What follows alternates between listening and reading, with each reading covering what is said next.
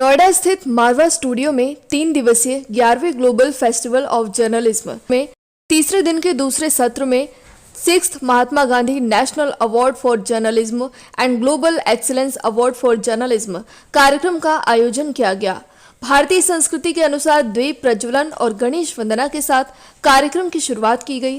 कार्यक्रम में media, TV और फिल्म जगत से जुड़े देश विदेश से अतिथिगण ने अपनी उपस्थिति दर्ज कराई। कार्यक्रम में ICMEI के संस्थापक डॉक्टर संदीप मारवा, थबंग लेनोस-खोलुमो, charge d' affaires, the kingdom of Lesotho, Yiannakis मैकराइट्स, साइप्रस के डिप्टी हाई कमिश्नर मौजूद रहे।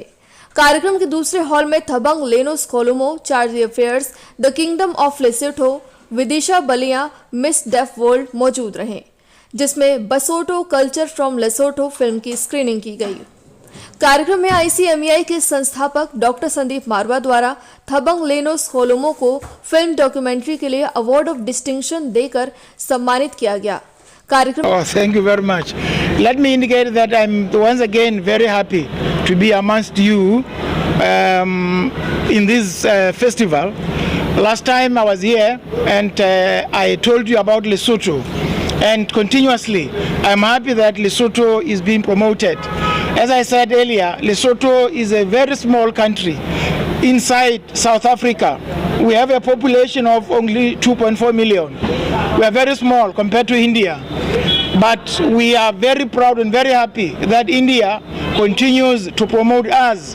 And today we are watching a film made by a Lesotho citizen who actually promotes the culture of Basotho. Back when there was a team from the office of Prime Minister of Kingdom of Lesotho was here, and that was the time when we created Indo-Lesotho Film and Culture Forum.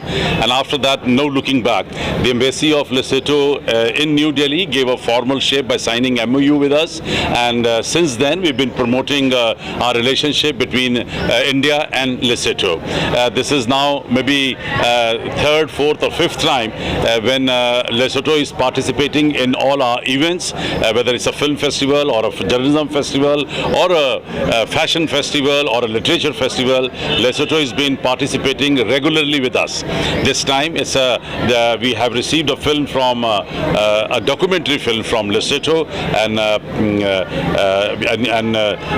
this is one of the 9th films which we have selected for the award of distinction, and I'm very happy to announce the award of distinction for this documentary, and I hope that we will continuously promoting Lesotho in India.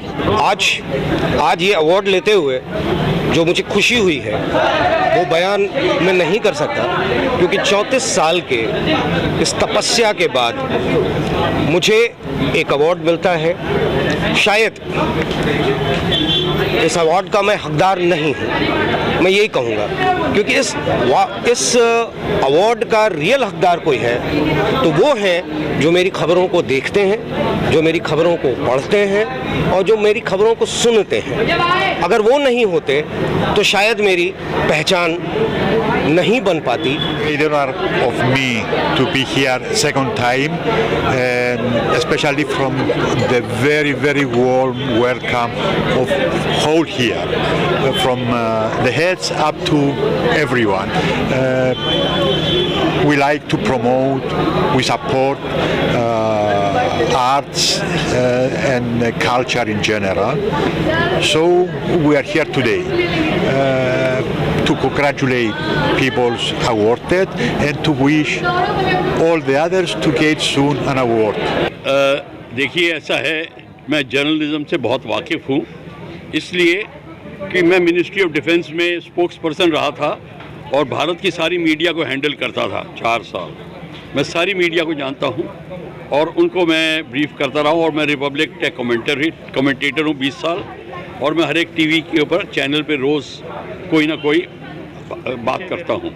मुझे journalism का से मतलब मेरा ये है, और मैं ऐसा समझता हूँ कि एक जर्नलिज्म ये एक ऐसा प्रोफेशन है जो देश की माइंड को स्थापित करता है।